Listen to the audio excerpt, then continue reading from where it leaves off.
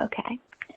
Well, hello everyone, and welcome to the IEEE site webinar, Engaging Youth in Real Works with Agrivoltaics, Citizen Science and Community Engineering. I'm really thrilled to hear the session that is planned for today. For those of you who may not know, IEEE site is a global network of volunteers who partner with underserved communities and local organizations to leverage technology for sustainable development. So the topic that we have today clearly falls within this mission, site's mission, and I'm really thrilled to hear what our presenters have to share about the projects and the experiences that they have working in the area of agrivoltaics. So for now, I'll go ahead and turn it over to the moderator for the session today, Michelle Jordan. Michelle? Great, thank you so much, Julian. My name is Michelle Jordan. I'm an associate professor in the Mary Lou Fulton Teachers College and Arizona State University, and also the education director for QUEST, a Solar Energy Engineering Research Center funded by NSF and the DOE. And I am very joined today by my colleagues on this project, Stuart Belden, also from Arizona State University, and QUEST. I'll let him introduce himself a bit later. And Myra Ramos, who is an 8th grade teacher at the GAP Global Academy of Phoenix in the Alhambra Elementary School District, which is our most appreciated K-12 partner on this project. So with that, we'll go ahead and get started, and I'll let them say a little bit more about themselves. Stuart is going to start us off, kind of orienting us to the project itself. Hi, good morning. I'm Stuart Belden. I'm a research professor at Arizona State University in the electrical engineering department. And I've been working on photovoltaics or solar cells for about 30 years. And so I was really happy to be involved in this project. We have a number of grand challenges in society. These, I think, were defined by the national academies. And one of those is, what do we do about getting a widely abundant clean energy resource that is low cost? Just recently, in the last few months, the International Energy Agency, the IEEE, came out and said that solar photovoltaics is now the cheapest electricity resource. In fact, I think I said it was the cheapest electricity resource in history, but I think that includes some subsidies. But that was pretty nice. So we have photovoltaics. Why isn't it everywhere? Well, one of the biggest challenges is community acceptance and integration. How do we integrate this into the community? And that's a challenge for any new technology. And it's particularly challenging for something like changing the electricity system, which is a $1 trillion industry, no matter how you measure it. And also the other challenge is, where do we put all the PV panels? So we don't need huge amounts of land area, but we do need some land area. And what one of the attractions of agrivoltaics is it provides somewhere to put the panels. Next slide. Do you do the next slide, or can I do it? Actually, you do it. So agrivoltaics is combining agriculture and photovoltaics, and it's sort of a win-win. It turns out that plants, for a lot of the time, actually get too much sunlight, so they can't use most of the sunlight they get. In fact, they can only use about 1/3 or 1/2 of it, depending on the location. And this particularly stresses plants at noon, and so the PV reduces the water usage. And in places where it's not so sunny, it enables an extension of the growing season. There's a reason why we have greenhouses everywhere. And another nice thing about the photovoltaics on farms is it provides an extra crop for farmers. So that's a way of sort of distributing the societal benefits of photovoltaics. And a lot of the farms, they're near population centres, so that provides a way to get the electricity with large amounts of land near population. But we can model the photovoltaics reasonably well, but plant growth is a little bit harder. And so what we want to know is, how does the PV, the photovoltaics, affect plant growth? That's our sort of big question. Next slide, please. And a challenge with this sort of thing is we want to have it integrated into community. So this provides an ideal opportunity for something of citizen science. So we had the project that students will sort of analyze their school gardens. They can try different crops. They can sort of design it themselves. They can define what the metrics are for how we determine if the plants are growing well. And then we sort of have a feedback mechanism where not only do they learn how to run their gardens, but we provide them with sort of some of the information on how photovoltaics works, etc. And then they bring back the measurements and the analysis of the photovoltaics. And having this distributed is really important because there's lots of different crops and lots of different climates. Okay. Next slide, please. Sorry. So we'll just talk a little bit now about why we are all involved in this project. And I'll start with myself. So next slide.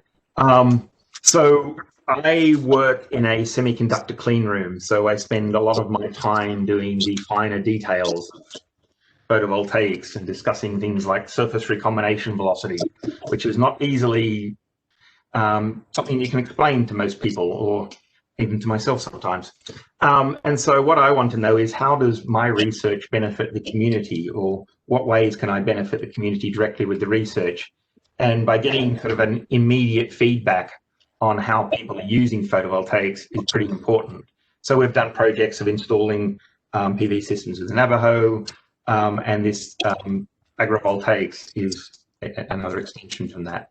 And one of the other interests is using what we do and educating teachers, because they're the people who will educate the next generation who will be using a lot of the new energy sources, and also to learn from the teachers.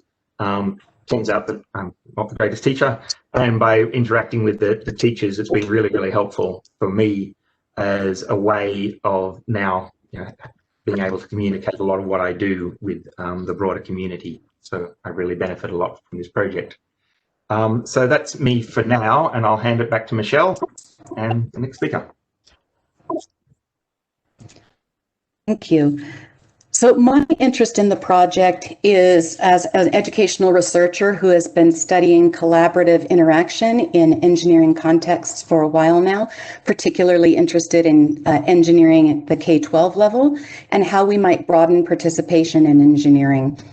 So one of the things that I've become very convinced of is that if we want to foster a just and equitable education system, opportunities for learning, and also just and equitable energy systems, then we need to provide opportunities for youth to participate in meaningful ways in engineering activities. So there are a number of educational research theories that have guided my work in this area. One is consequential learning and the need to make sure that students have rightful presence in STEM and that they have opportunity to engage in connected and productive disciplinary engagement with engineering. And that in the activities that we are offering them, they are their own assets in engineering contexts are brought to the forefront.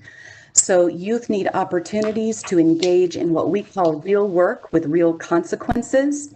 Therefore, we need to communicate to them that everyone who is participating in engineering is doing so as a learner and a contributor simultaneously, right away. And that's the nature of engineering itself. So bring students in to work on things like a citizen science agrivoltaics project, that they see themselves as contributing members of that team.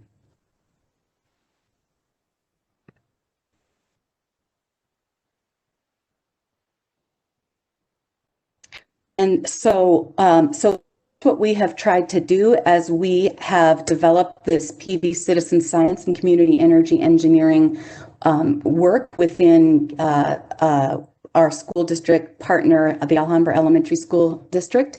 We brought together this team of people who have become interested in youth participation in agrivoltaics.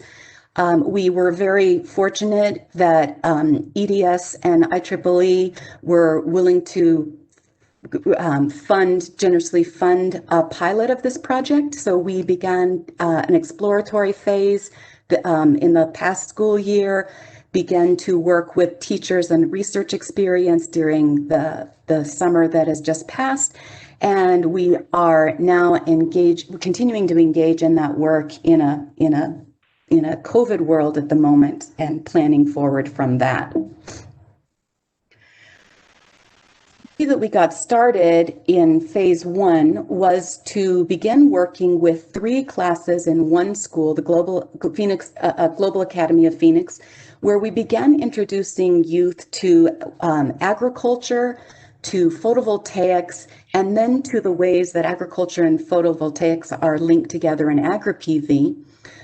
We worked in 6th grade classroom, 7th grade classroom, and 8th grade classroom. We were lucky enough to have 3 teachers who were very brave, courageous, and exploratory, who were willing to work with energy engineering graduate students, gardening undergraduate students, and learning science master's degree students who have all contributed to this project in various ways.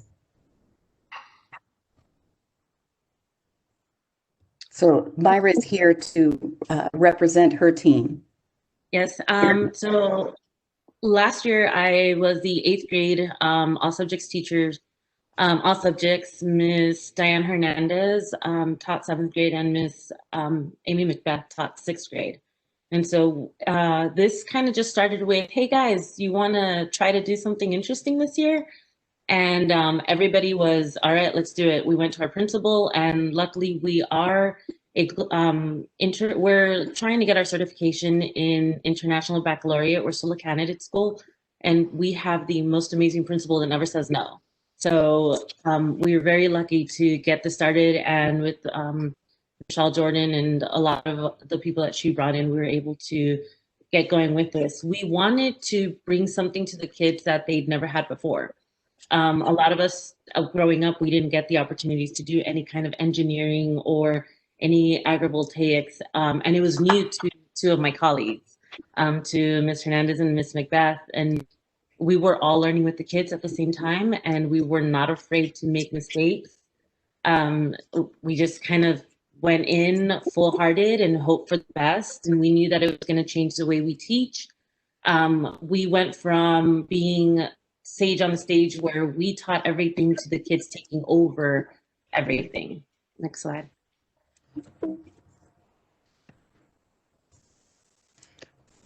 So this is where we started. We didn't know what we were doing to start with. We just knew that we wanted to build a garden. We wanted to have agrivoltaics be part of it, solar panels, everything. We had the kids from the very beginning do their research. We didn't tell them no, we didn't tell them, we guided them. We never told them they couldn't do anything. We just said, hey, tell us what you want to do. So one of the very first things that we looked at were the UN goals. And this was actually an idea from one of our students. Since we are an international baccalaureate school, they wanted to make sure that our goals met the UN goals as well. So we went ahead and looked at these, and we came up with our salsa garden, and it ended up being a global salsa garden. They wanted different produce from all over the world. Go ahead and next one. So this is some of the research that our kids did, and these are actual, what you're looking at is what actually happened. They chose a country, they chose, we didn't tell them yes or no on the different vegetables or fruits or whatever. We just pretty much said, hey, go figure this out, try it, let us know. So with this, they figured out that thanks to the solar panels and the size of them that we were going to have, they were able to plant anything from around the world because the solar panels changed the temperature and changed the pH levels.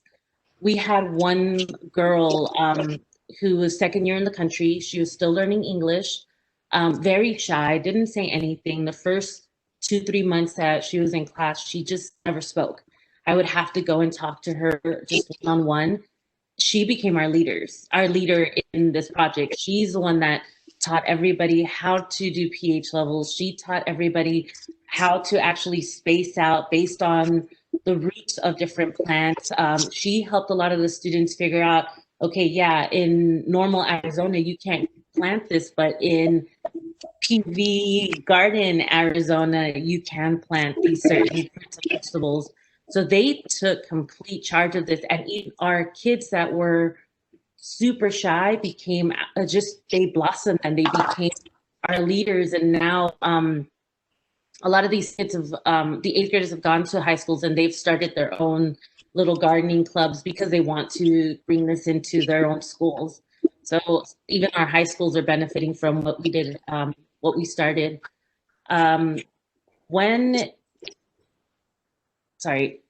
This is, in this picture, they're actually doing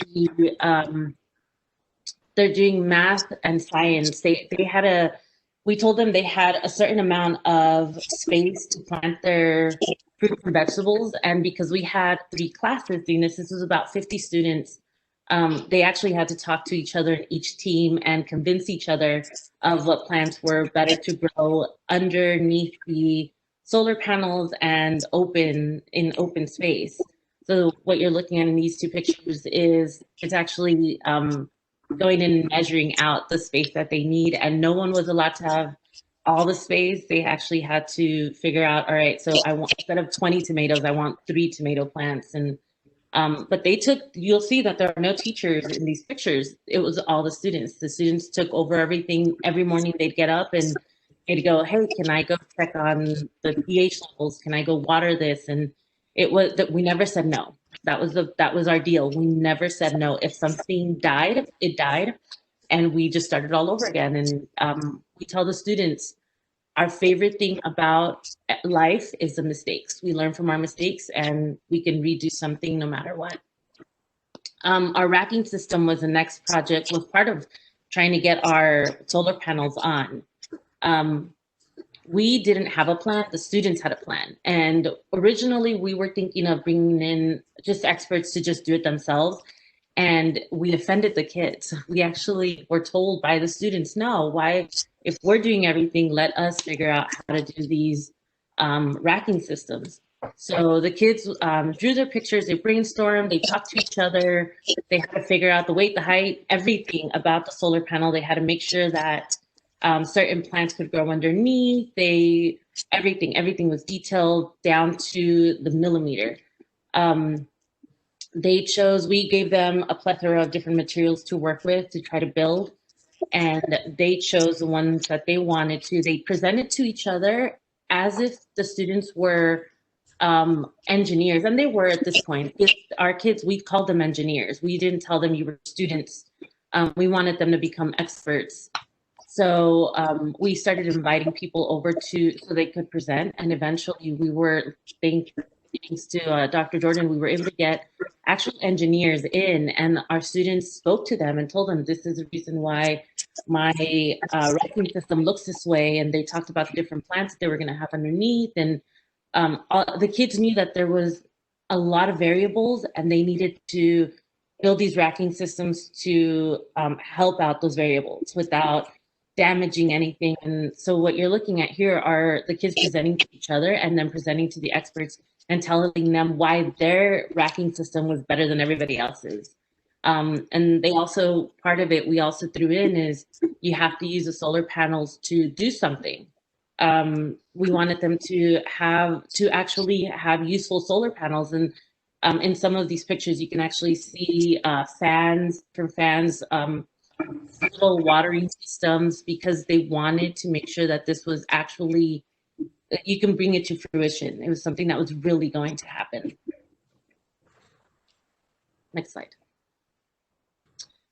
this was my ultimate favorite. So this whole time we're telling the kids, you're going to do this, this is our goal, but I don't know how to get there. And then one day we had a student come to me and he said, well, I don't want to sit here and water the plants. We didn't have a watering system, a watering spigot anywhere close to our garden. It wasn't something, we had a limited space at the school where we were at. And we were dragging water from our classroom to the garden, and it would take us hours to do it. And so the student was like, absolutely not. We need to come up with an irrigation system. So this grew out of a student. He was just like, we need to figure it out. So what they did is I gave them time. Again, we don't say no to the students. That was absolutely not an option. We gave them, I think it was 2 hours, and they had to do all of the research. They had to sketch out everything. They had to talk to each other, build these actual workable prototypes. So they couldn't just say, I think this is going to work. They actually had to build one that worked, prove that it worked, do a presentation, all within 2 hours. And then the class chose the best one or the one that made more sense. And so it actually went from these small cups that were maybe going to work with these straws that we found these materials. Like, I think we went all over campus and we're like, all right, somebody have cups, somebody have straws. And again, all the kids, I think this day I was a little nervous because we had guests coming in and the kids were just working and I had water everywhere. But then the smaller picture that you see in the screen is actually the irrigation system that they built that worked. And we had it set up, and when COVID hit, we were gone for 3 weeks and we were so afraid, but it was because these students made this irrigation system. We had our plants lived through those 3 weeks of no school until we were able to dig them up, and now they're safely in a new garden. But this all students, I had nothing to do with this. The kids presented, they had 5 minutes to present their pitch, and then everyone voted, and it was all the classes. Their teams were always made of 6th, 7th, and 8th graders. We wanted to make sure that all the kids had equal participation, and then slowly we started bringing in the 5th graders, who are now 6th graders this year. But this is all student made. One of the things that I keep telling Dr. Jordan is we didn't expect the kind of family that this helped build, and we also didn't expect the comfort level that the kids have in speaking out when they're not comfortable with something. Just their personalities changed and they became these experts in all of this. And now they're not afraid to go, hey, that doesn't sound right. We wanted those open-minded kids, and we got them because of these projects. Yeah, thank you, Myra.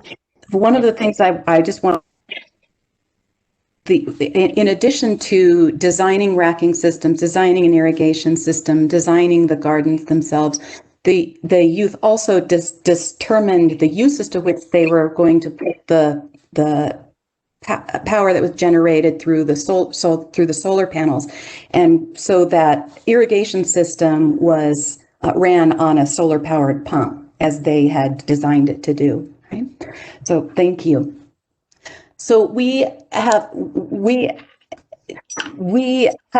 some pretty amazing outcomes from this phase 1 of the project. We have the 6th, 7th, and 8th graders who are learning about agrivoltaics, participating in agrivoltaics at a community level in a way that they chose to enhance their communities and feeling impactful and in fact being impactful, which we think is very important. So our next step was to do 2 things: to both bring in some more teachers to learn about agrivoltaics and hopefully continue to spread the potential for youth to become engaged in this important and relevant work. So the GAP teachers, the teachers from the Global Academy of Phoenix, Myra, Diane, and Amy were served as leaders to a group of 9 teachers as they spent 5 weeks in the summer with us, engaged in PV engineering research related to agrivoltaics, developing curriculum for their own classrooms, which ranged from 3rd grade all the way to high school, and then learning about agri-PV, photovoltaics, and energy more generally from Quest scholars from around the country. So I will have Stuart's going to zoom in for us and talk a little bit more about the research that the teachers were involved in during the summer. Yeah, hi, this is Stuart Belden again. So we, as I said earlier, we can model the photovoltaics reasonably well. It's a nice electronic thing that we can, we know how to, all the equations for it, but plants are a little bit more difficult. And what we want to know is when we get a crop of plants, if they're doing better or worse under the photovoltaic panels, why are they doing better or worse? So that can inform our ways that we might use PV with agriculture in the future. And for that, we needed to do some sort of a data acquisition system. I'm normally used to working in, as I said, a semiconductor clean room where we spend lots of money on data acquisition systems. But doing one in this sort of context is a whole lot different. We want to have it easily fabricated. We want to involve people in the project, and we want it to be of a reasonable cost. Fortunately, the open source movement in both hardware and software has enabled a lot of these things to be now done at a more modest cost, and the sharing of code on the internet means that we can do a lot of these things at a much lower cost than we would have been able to previously. And so for the system, for the plants, we're monitoring temperature, humidity, soil moisture, and sunlight. We really try to get the teacher involvement. One way we did that was because of the COVID, we sort of had to pivot sort of towards the start of the project. So we were sort of developing the design of this as we went along, so we could get feedback from the teachers of what was possible and what wasn't. It turned out everything else we could get pretty easily from sites such as Amazon, and we've documented the entire thing on GitHub so people can reproduce it if they need to. Over the years, I've been doing the research experience with teachers over the summers, and one of the things I really notice is that people, once they get exposed to technology, realize they can do this. It not such a mysterious black box anymore, whether it's working in a clean room or fabricating electronic components like this. And so they were pretty involved. They all put together a little system, like on the bottom right here. It's based around a microcontroller called an ESP32, which is kind of like a souped up Arduino. And then they soldered in all the sensor components and wrote and installed some of the programs. So I started them out with skeleton ones, and then they sort of added little bits and extras and what we might want to do with it. Next slide, please. So we finished our systems. There's a picture on the bottom left there. You can see the thing with the 2 prongs is the soil monitor. The thing at the top of the picture is a little solar panel. Turns out solar panels are not only great for generating electricity, they're also great for measuring sunlight. And then the humidity and temperature sensor. And so these all communicate by Wi-Fi and have little websites in them. And so you can easily sort of attach this to your local Wi-Fi and see it from your computer or phone. And on the right there is an Whoops. Apologies. That's all right. Okay. And on the right there is the dashboard. So these are the data that we were getting back. This is an example of 2 schools and their temperature and humidity. So we were able to connect just about every one of the, I think there was 8 of these systems through various people to the web and get some data flowing back. So that was pretty nice for the end of I think this was 10 weeks. Next slide now.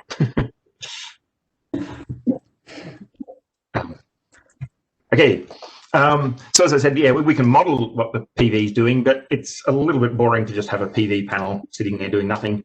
So we had some other young scholars, high school students, and working with one of our graduate students, Alex Killam, and they sort of designed and put together some racking systems that could be sort of a little bit more portable, so that can fold up and put it out and move it around and all those things. but also in a way that we can weigh it down so it doesn't blow away in the wind. One of the big problems in photovoltaics is they get blown away a lot. Lots of cool pictures on the internet about it. And then they designed, well, what might we do with the PV panel? And so they came up with the irrigation pump, as was mentioned earlier, but then also, other things that they might want to use it for outside, such as mixers for doing food preparation, but all sorts of little things that you might want to do outside in Arizona when it's nice weather. When you're hosting a salsa challenge run. Yes. Salsa challenge. Yes. So that's an example of the system they're sort of putting together, the basic components of a PV system. So it was important to teach everyone how a PV system is put together. It's not just a panel and how does that, power a mixer. So they needed to know all the little parts. Of course, like any project that continues on, we started out with using a sort of a generic printed circuit board and added wires. But we, one of the high school students got really into doing printed circuit board design.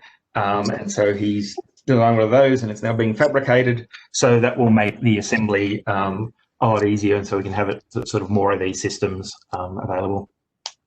The next thing we're trying to work on is an online database. One of the interesting things about this project is it's very multidisciplinary. So there's lots of things that you've seen so far about how we've involved different areas, but yeah, more to go. Things like databases, how do we connect to the internet, and then of course installing it in the gardens. I think that's it from me, and I'll hand it back to Michelle. All right, thanks, Stuart. So one of the last thing, I don't think that Stuart saw this slide that I kind of slipped in last night. But one of the things that came out of our summer work was an invitation video to the youth who are engaged in the Agrivoltaics Citizen Science Project, and Stuart and the teachers, the high school students and the graduate students all got together and created a short invitation video inviting the middle grade students to the research lab. So we are truly working to situate them in real ways as contributing members of the lab who are in fact contributing not only to their local communities through their gardening work, but also to the science of agrivoltaics. Which brings us to phase 3. We have had hiccups along the way, as everyone is experiencing in these COVID times. We have been working hard to keep students and engaged and to facilitate their work to the extent possible. Some of our learning sciences students, for instance, when we were caught up at the end of the spring semester, caught up with going to remote learning in our K-12 schools in Arizona, they designed challenges for students to continue their work from home and to show their resilience and continue to engage in their PV and gardening work. So continued over the summer, we had a group of learning science students, PV engineering students, K-12 teachers, and also K-12 students, middle grade and high school students, who all were helping to develop materials, lessons, strategies to engage students in work from home. So you can see we are growing things, and we are comparing the way that small plants can grow under different lighting conditions while we're at home. We are designing photovoltaic systems to power things in our homes. And we are also designing racking systems, all in preparation for returning to school and installing our agrivoltaic school gardens. Another partnership that we are excited about and grateful for is that a local PV company, Sun Valley Solar Solutions, is partnering with the Global Academy of Phoenix to create a permanent agrivoltaic structure on the campus, so that we will have a tall steel structure with solar panels covering the garden that will remain with the campus for as long. So they have donated their time in the electrical system. So we are now in the process of finding some more funding in order to install the structure. 8. We have 9 teachers involved in agrivoltaic, in engaging their students in agrivoltaic citizen science and community energy engineering. And all together, they have more than 500 students this year alone that they are engaging in agrivoltaics, in this real work with real consequences. We have developed PV system prototypes and monitoring device. We have PV gardens planned for 5 campuses. We have our invitation video. We've developed a very interdisciplinary team who are all supporting this work. And we are in the midst of continuing to develop our curriculum and resources so that we can share them with teachers across the globe. The GAP teachers, Global Academy of Phoenix teachers, have all that will help us disseminate these materials widely. The thing that we are striving for at least the medium range, is a model of agrivoltaic citizen science that can be that people will want to adopt across the globe, and that they'll be able to adopt as we make all of our materials available, freely available. We also want to make available all of our curriculum modules that are aligned with the NGSS standards. And we also will make available, once we are able to engage students in this work, our repository of data that is collected in the school gardens. The students and teachers will be sharing that data among the campuses. That also like to make it more widely available, so that students across the country and across the world around the world can also engage with it.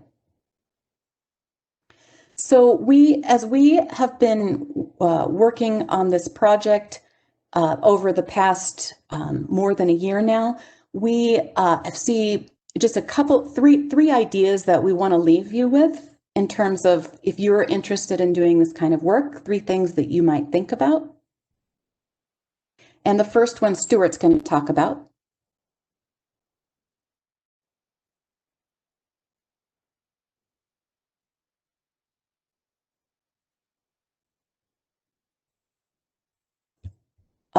As he's preparing, he's figuring out that he's on mute. Thank you. One of the with the data sharing is it's non-trivial. We assume that there's internet everywhere and it's always available, but it gets a little bit more complicated when we're dealing with institutions such as schools. They have to protect their networks. They don't want all sorts of weird, funny devices. What on earth is an ESP32? And so we're trying to figure some of those parts out. And we've had this problem with a lot of PV projects. The same thing happened with the Navajo, is they didn't have cell phone coverage. So how do we find out if their system's down? And we want to be able to share a reasonable amount of data at a low cost. So a cell phone plan of $30 a month just becomes a bit much. So we're still sorting through those issues. But important to figure out. And the school district is being very generous with their time and in trying to support that. Sure. Another takeaway from this project is that we want to encourage PV engineers around the globe to consider schools as partners in testing early prototypes. And we see at least three this can be that we believe this is a good idea. So we've found, and I think I'm going to speak for Stuart here and with his team, that it's very engaging for researchers to work with schools, teachers, and students. It's a low risk context to play with areas that you are just beginning to develop interest in. It's a playful and motivating context. It's also a wonderful way to socialize our teachers and young students by engaging them in the iterative engineering design process all the way through. You can see that our students and teachers have been engaged not only in collecting data, not only in analyzing data, but also in deciding the kinds that they're going to work on and generating solutions that are meaningful to them. And so it really invests them in engineering, in considering engineering in their own futures, for their futures for themselves and for their communities, and through this real work with real consequences. And finally, this kind of work can contribute to communities in real and consequential ways, both by helping people to understand new technologies and the ways that they integrate with social contexts, and also by actually providing working PV systems that add social value to a community. Finally, a thing that we have found in piloting this project is that this kind of work, complicated and complex work, really requires a social network.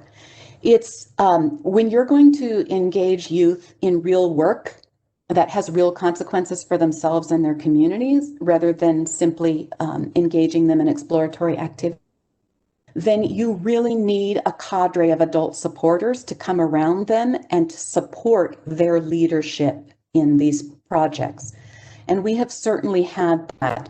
These are a number of our collaborators that have worked on this project. I want to reiterate again the roles that that university students have played in this work, all from PV graduate students to learning sciences master's degree students who help develop curriculum, to undergraduate students who are interning with Quest and also taking a gardening class in the Maryland Fulton Teachers College at Arizona State University.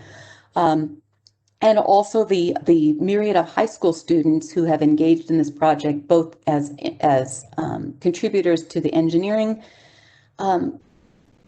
processes and also to the curriculum materials that we're developing. We're grateful for each and every one of these collaborators that have worked on the PV and the agricultural aspects of the project. And especially of course we are particularly grateful to IEEE and to the Electron Devices Society, who provided us the initial seed funding, and without which this project would not have even gotten started. So we're grateful. With that, we thank you very much for your time, and we invite you to contact us if you have questions, if you'd like to engage in conversation about this kind of work. And we also invite your questions at this time.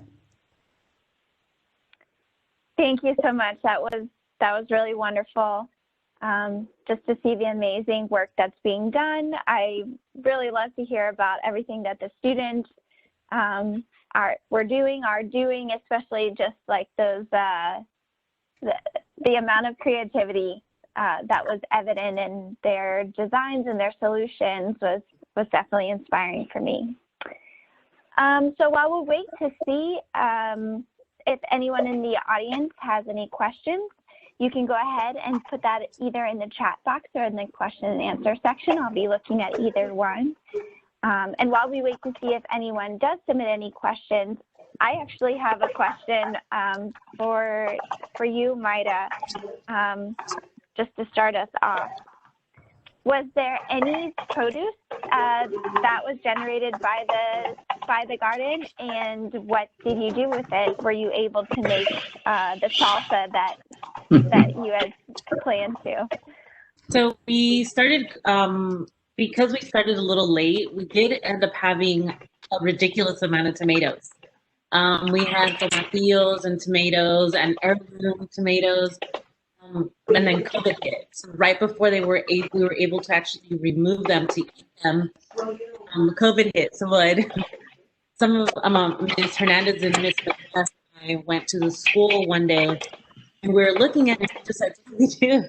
And so we're sitting there picking, eating these tomatoes directly from the garden.